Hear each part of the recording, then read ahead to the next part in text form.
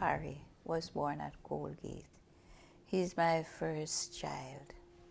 After I sent him to the basic school, I sent him to Colgate All-Age School. From there, he went to Otiers High. Well, Harry was my brother. We grew up together, we played together, and we lived together in one house. Saturdays, mom would just cook, we eat, we have a good time. And my mom always playing jug set with us as children. And my mom always playing baseball sightings. And it was all of us as children and sister and mother, we played together. That is the love we used to have together. He was a bright boy and manageable, kind. He was a very jovial person, a person of principle. He do not settle for nothing but the best. He always encouraged me as a sister, as a little sister, go for the best. Because he said that he have a dream, and his dream is to accomplish certain things in life, and he need to accomplish it. Whenever he is going to do anything, I always tell him to read his Bible and pray before he left out. He always do that. One day I come down the home and he says to me, he says, "Mom, I'm going to tell you a story what I would like to be when I return a man." He said he did want mechanic. Afterward he said he don't want it again because it is dirty work and he cannot manage it. I said, okay, I don't know what you are going to do. And I have a good friend, and I asked the friend to help me that he can get a little money to put in his pocket, because I have 5 other children and they needs help, and my money could not do so many things. We send him to a school down St. Anne's Bay, and we started to teach him how to set table and how to clear off table. He was working over a place they call Friendship, and they took him and he started to work. He come to me and he says, "Mom, that money is too small and they are closing down business. Well, I'm going to Otiers to see if I can get anything to do." And he went and he successfully to get a job in the little pub. After he get big and he started to work at little pub at Keyfoot there, he was a waiter until he lived there. He go to, I don't remember the name of the hotel that he used to work. It was Breezes. And then he moved up, step up from waiter to maitre d', and then move on and on and on. He was doing so well. Sometime he invited me and told me that I must come to him at the liquor pub and he will give me something to help with the rest of children.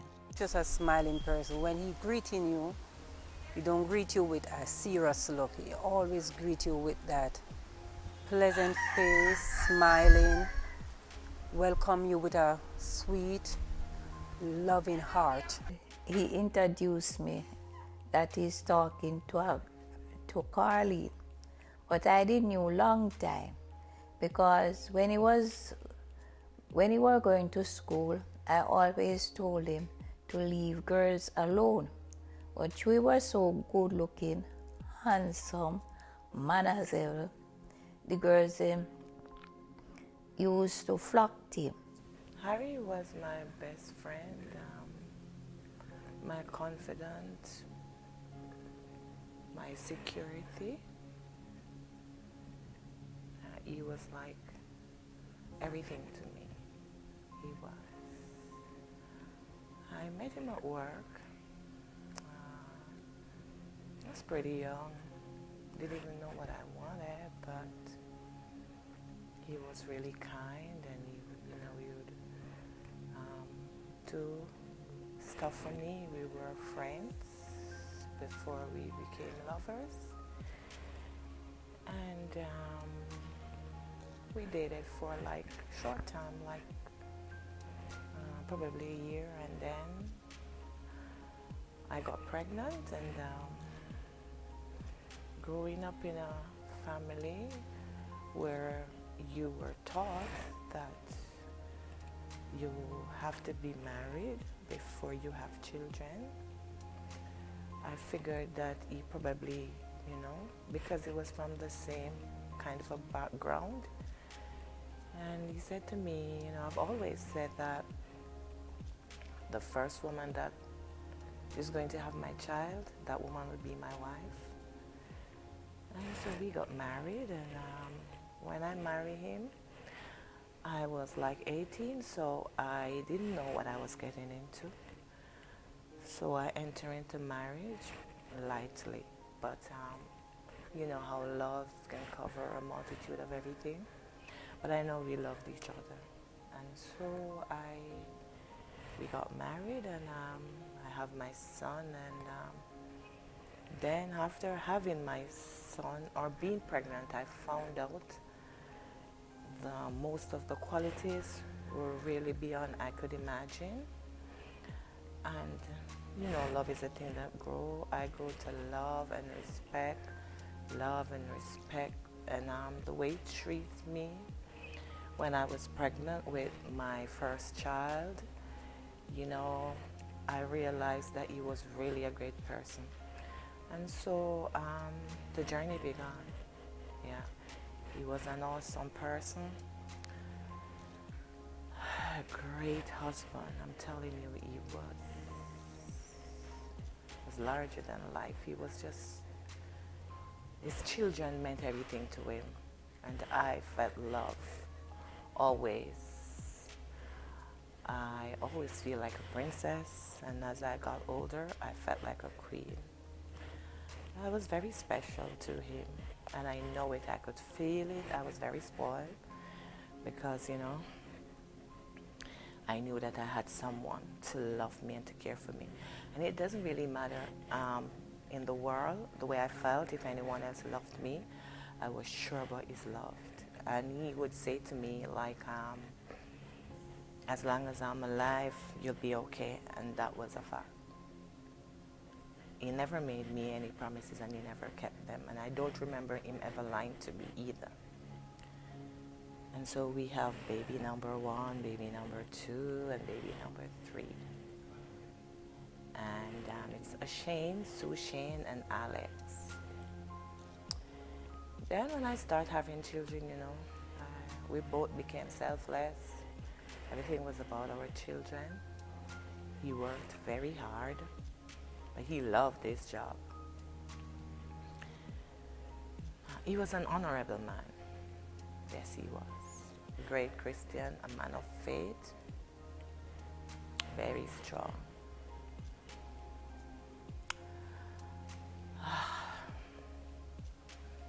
My dad was one of the greatest that any girl could have asked for.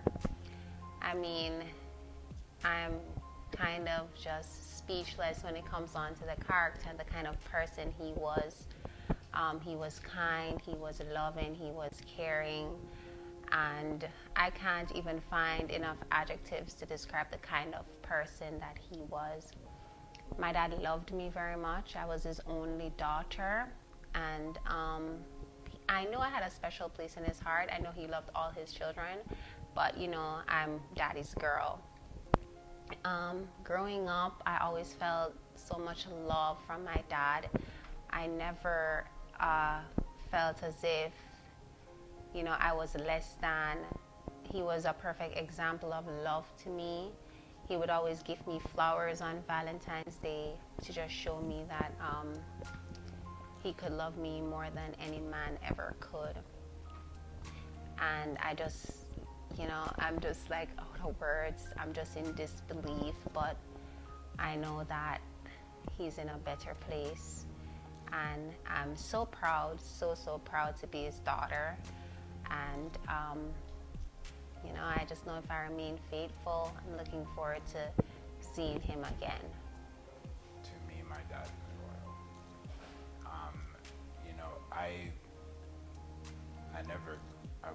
Growing up, I didn't have any issues, or I didn't think differently about the world because my dad allowed me to have everything I wanted. So to me, he was the best father. He was really funny, magnetic laugh. He was just a good, all-around good person. Perfect is the one word I could think of that would describe him. But to put some context to that, I mean, to me, it didn't seem like he even made mistakes or did anything wrong. And he was just an all-around nice person. So to me, I guess he was perfect. Harry Simons, to me, he's my uncle. I've known him I've known him all my life. I can't remember him not being in my life. He's just a really great uncle, caring.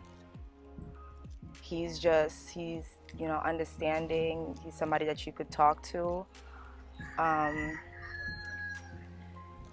He's just, for everything. Growing up with my cousins and, around my aunt and my uncle, it was just, we always had a good time together. When we're around each other, it's just always fun. It's always a great time. There's just so much love. You feel like you're home. Even if you haven't seen them in months or days, or just you saw them a few hours ago, there's just so much love, and just, we just have so much fun together. This is a very hard and also easy task for me right now to talk about my father. It is hard because I'm saying goodbye to someone I thought would be around for a long time. To come.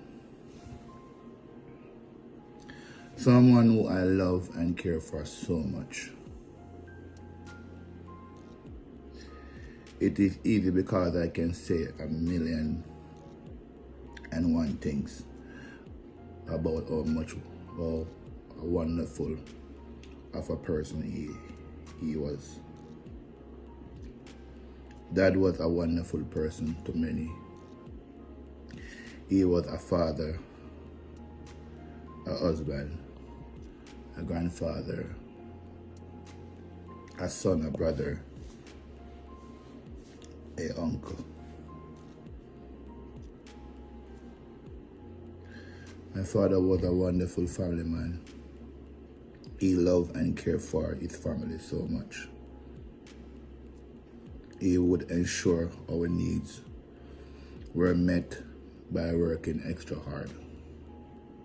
Harry was my brother-in-law, and we have an excellent relationship. We were very close. We'd call each other every day, 3-4 times a day. And we would check on each other. Like in the morning, I would get a text before I wake up in the morning, ask me, how am I doing? Hi, sunshine, you wake up. And the same for me, I would text him back and say, hey bro, how you doing? How you feeling this morning? So we were pretty close. First time I met him, I knew he was not a non-nonsense person. He was like, you know, strict. Whatever he wanted to have done, you know, he wanted to do it the proper way and ensure that it's done properly.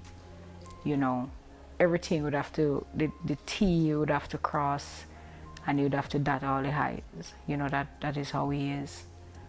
So the first time you knew right away he was not a no nonsense person. You know, and he's a person that don't mix business with pleasure. When it's pleasure time, but when it's business. He was like that. Mr. Harry took me around to her mom's house, and when I went there, I met with the mama, her mom and her dad, and I felt comfortable because generally when you look at somebody for the first time, you can actually, you know, sense a thing where you can be comfortable. I felt comfortable with her mom and her dad, and from there I started working with them from 2002 up to 2006 when her mom died. After her mom died, now I came and worked with the Simons family actually. I miss you so much. You were that exceptional, extraordinary, all-exclusive, complete person.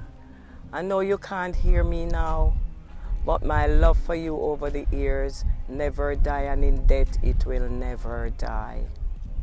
When I met you in the 80s, before Misha was born at the Little Puff Complex, we were both Methodists together. You taught me a lot of stuff even though you were first time in the business. You were just so all-exclusive and perfect in what you were doing. Then and there, my sister came by as a receptionist at the front desk. I got her the job there, and you fell in love with her, and you were just all over her, and I was just so busybody trying to find out what you were up against. But then to my surprise, it was wedding bells shortly after, and I happened to be your chief bridesmaid, of which I enjoy a lot. After that, you become such a part of my family. It was not just a brother-in-law relationship. It was definitely a blood relationship where you knitted with my family. You love my mom as yours, my dad, my siblings, entire family, and my children, especially Misha. You did so much for Misha. It's unbelievable. You love Kish like you felt Kish like how you felt Carleen. You always said Kish put you in mind of Carleen. And I remember the day when the gun war was in Kingston and Kishana needed food, and you said, war or no war, we going in, and you grabbed our white Camry and you drove in, and the gunshot was just blowing over the car top, and we duck and we got you. We could smell the gunpowder, and we went up there past Immaculate. People were dying on the street, and you definitely took me up to feed Kish and come back. When we came back was the same thing on the halfway tree road, but we made it. Comes to Misha, when I have nobody to help me, you were always there going up in the hills of Mandeville at NCU where she be at, and you were just here, there, and everywhere. If I have no money, it's always you. If my vehicles are broken down and you are around, it's always you. I remember when I couldn't sleep for like 4 years and I was under deep stress and you were on vacation, I would be driving on the road and I feel sick and I pull over. I say, Harry, I'm not well. You were right on spot to take the vehicle and to drive. I cannot express all these multiple things that you have done over the 33 years that you marry my sister. But the greatest part is when I invited you to God after you marry her, because those Jehovah's Witness persons wanted you and I decided they weren't gonna win me, and I invited you on. You came over and you be a part of the royal family, baptized in Jesus' name. And years many after, I tarried with you the same way you got the Holy Ghost. You are so attached to me physically, spiritually, mentally, emotionally, psychologically, socially, financially, spiritually. Everywhere you are attached to Ava. Harry Simons to me is like a father, a brother, a friend, he means everything to me. First time meeting Mr. Simons, I go to work with them as a babysitter. And from I met that family, it's like, I mean, I have everything. Working with the Simons family, it's like, it means everything to me. That family is special. It's so special. He helped me to love, care, and he's a very outspoken person. If you did something wrong, he will just come to you and say it straight to you. Paulette, what is wrong? Something is wrong, you're not like this. Tell me, you need to be comfortable around me. So let me know if you're afraid of me. That is the type of person he is. My dad was a man of faith because in everything he did in his life, it didn't matter if it was negative or it didn't matter what result people would think. He just believed that, first of all, faith without work is dead. So he would always believe that you have to do something to accomplish what you needed to do. But when he was faced with challenges that he had no control over, he would believe that God would bring him through.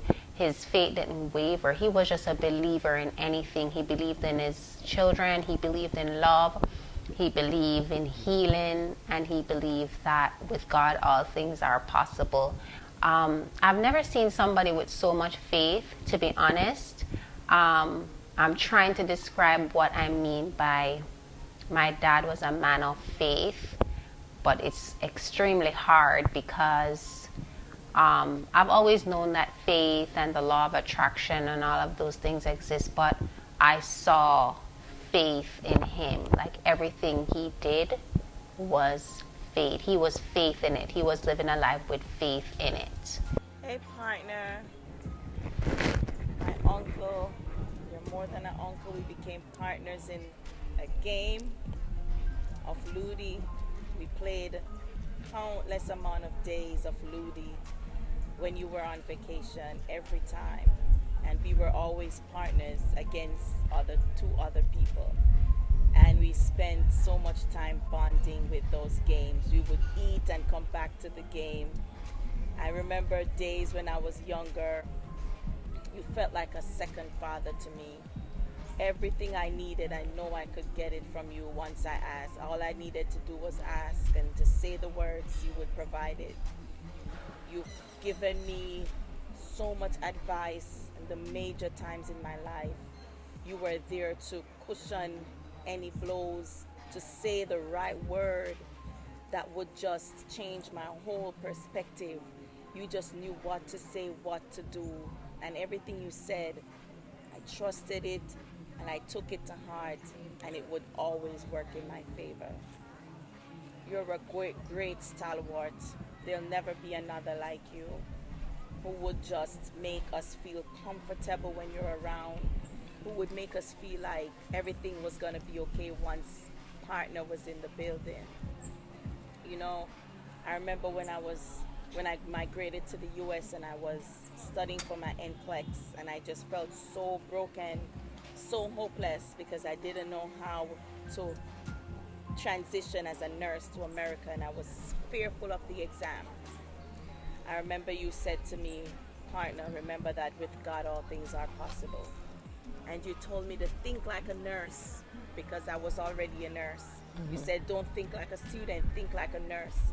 And I eventually wrote a book titled Think Like a Nurse. I never forgot those words. You always had something for me. As a little girl, you would make me feel just like Sushane. We were like sisters. Everything she had, I had one. You would bring something for her, you brought something for me. You were going to the beach with her, you made sure that I was coming. Going on trips, you made sure I was there. You made sure I felt like a part of, you know, the family with you and with the kids, Sushane, O'Shane.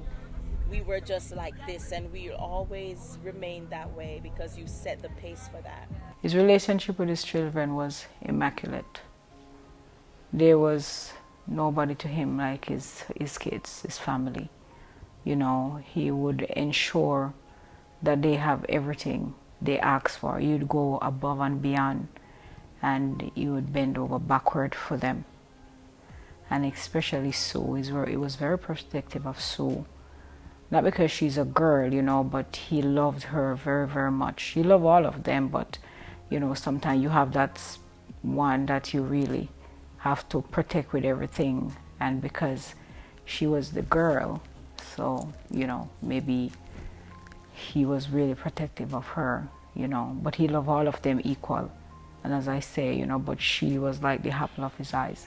He treat them like, wow, vacation, and anywhere they want to go. They call him, they need money. He wasn't going to ask them what you need the money for. He was just going to ensure that they have enough money, and whatever they need, he would provide it for them.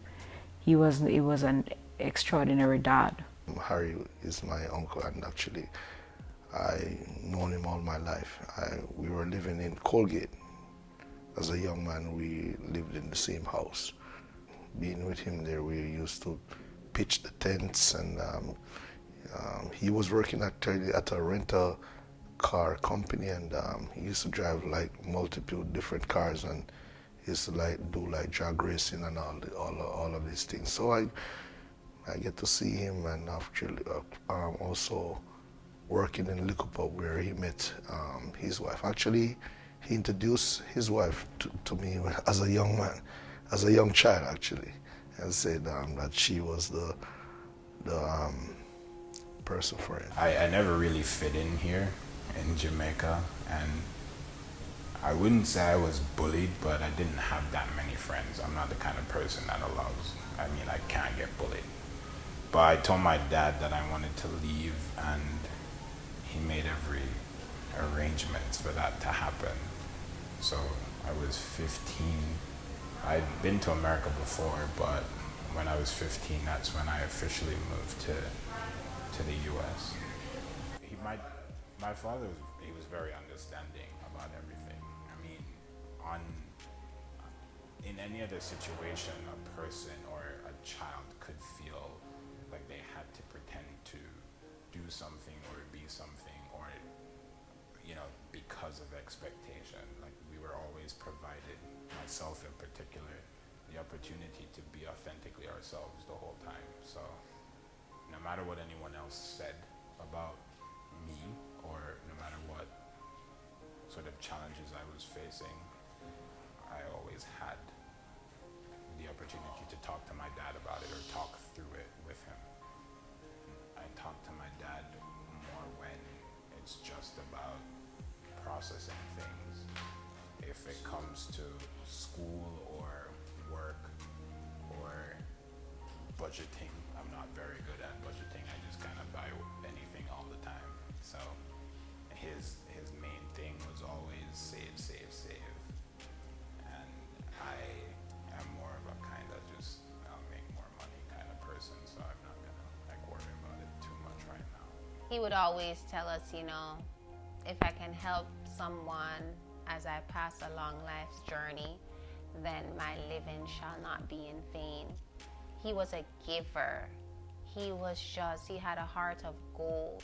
He would pass someone on the street, and it would bother him if he felt like they didn't have something to eat, or they were sick, or they didn't have any money. He would budget money to give away because he thought that would change someone's life.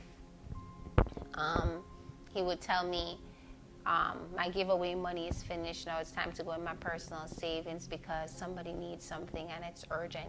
He would look around the street and he would see this young person or this cousin or this family member, and he would say, hey, do you have a passport? I can get you a job so you can take care of your family.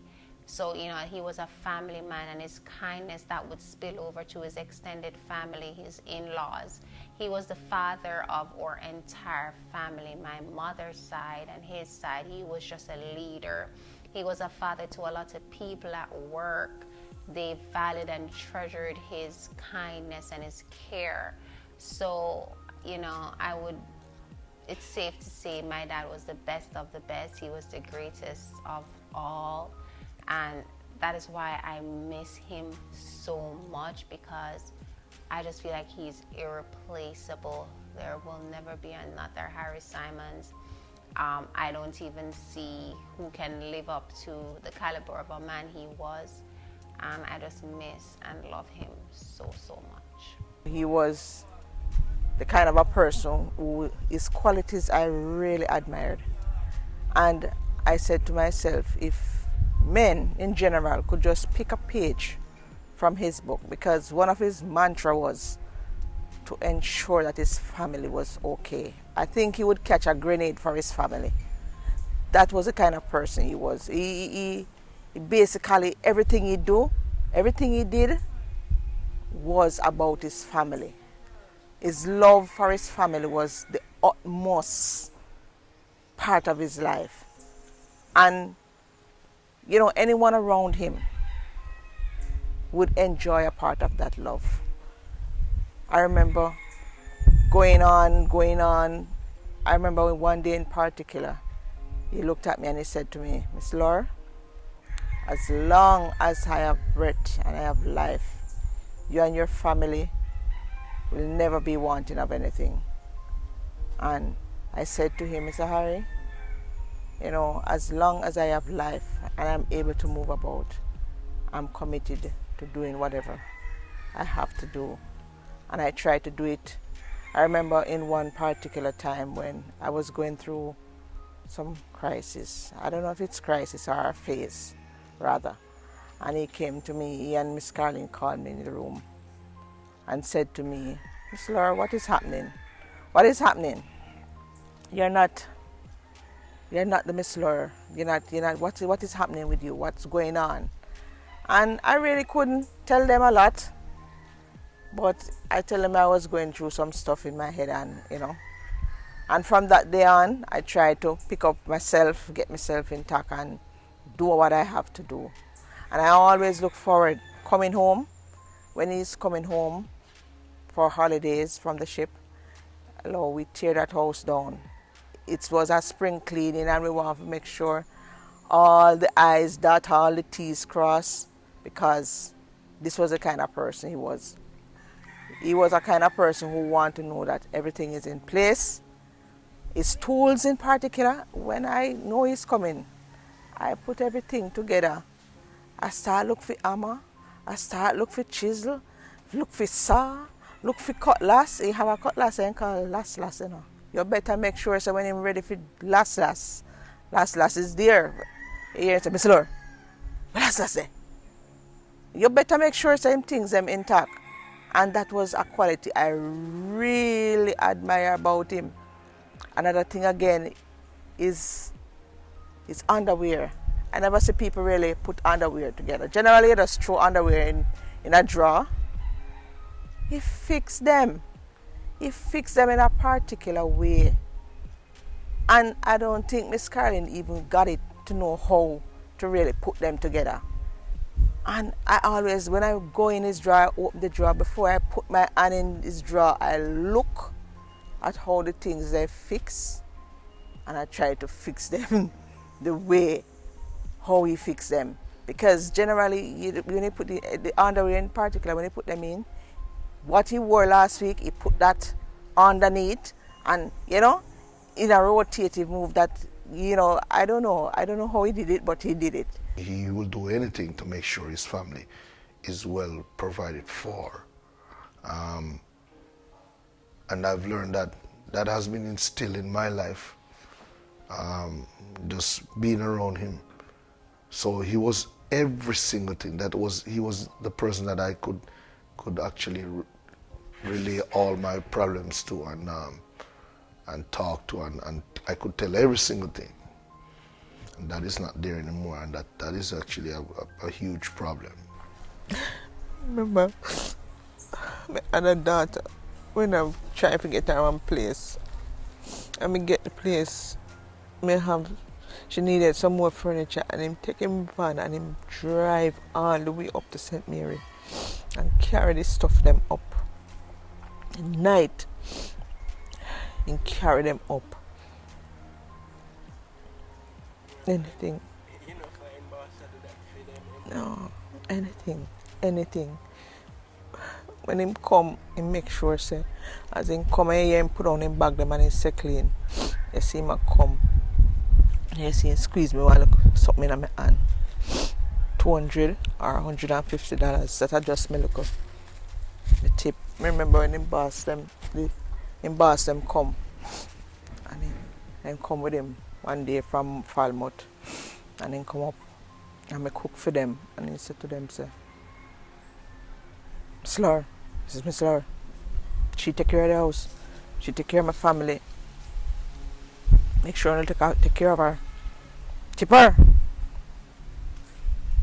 And we had a good laugh. And I remember one of them carry a nice watch for me.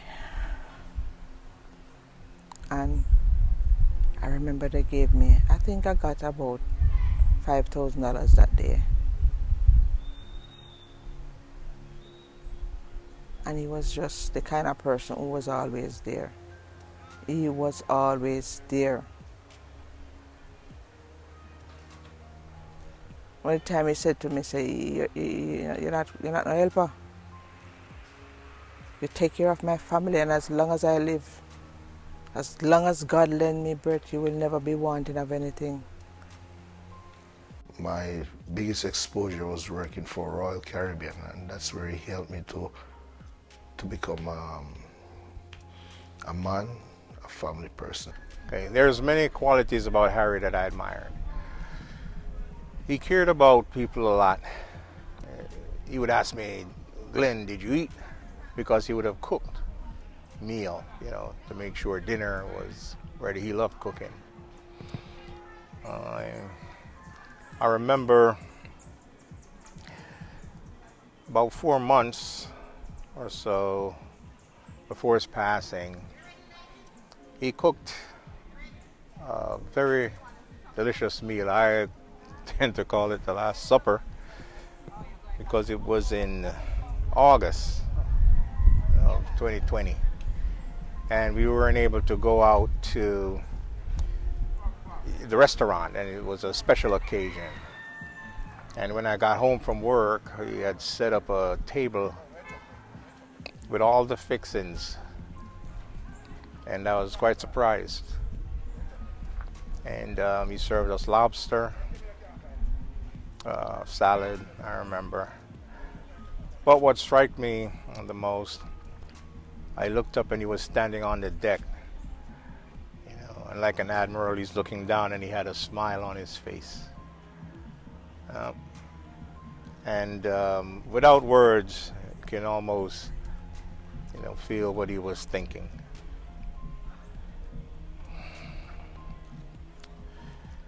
Yeah, he was a caring man, a very caring man. Even through his illness, he never complained. He never let the illness affect his outlook on life or how he treated other people. It never let him feel angry or bitter. I asked him once, what is it that you want to do? Knowing the kind of person that he is, always up and going, the illness slowed him down a bit. And one thing he said, he didn't want to live like that. He wanted to be able to go and just go. Yeah. So through the fight, of the everyday struggles,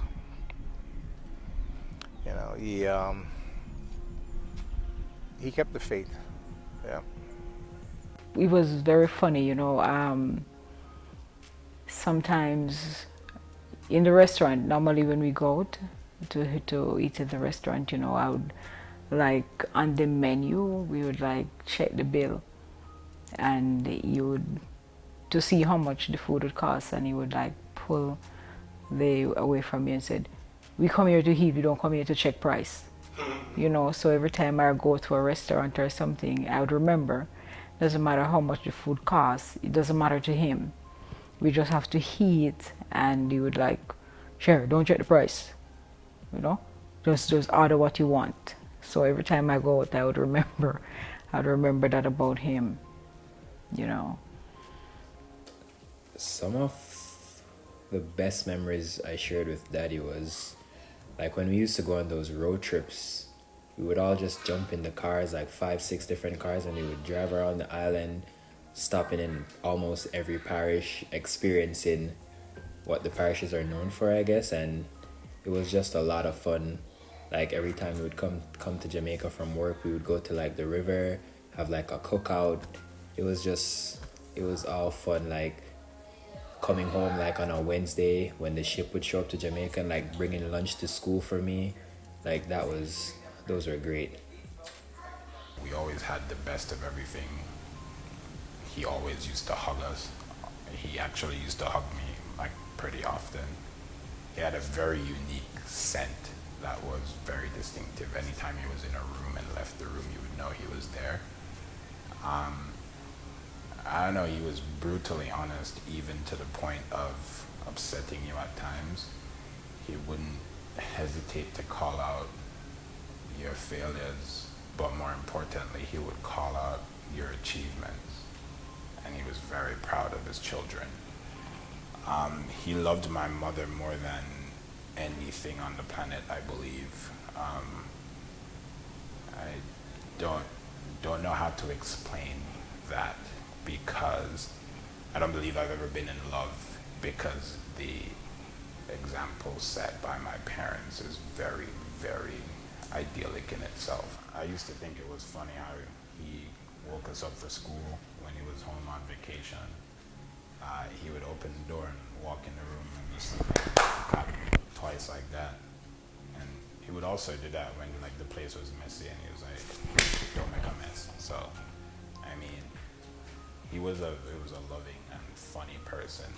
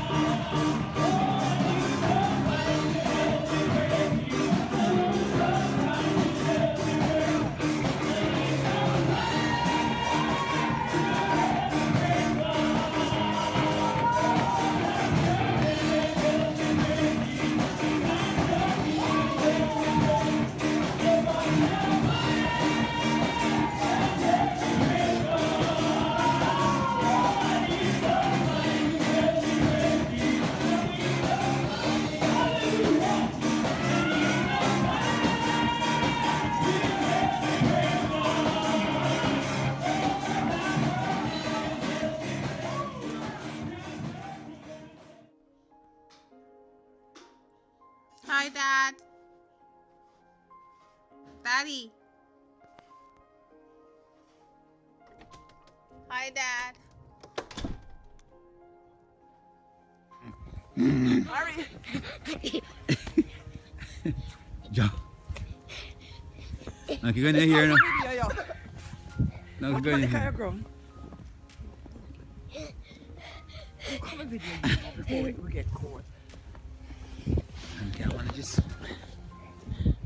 Stone Malachi? Yeah. Oh,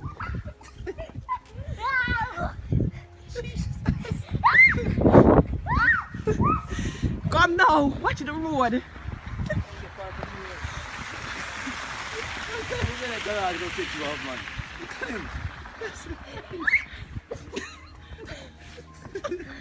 Come on, watch him. Jesus. Malachi, let's go. Okay, Malachi, footstep. 1, 2. No, slowly. All of the garage.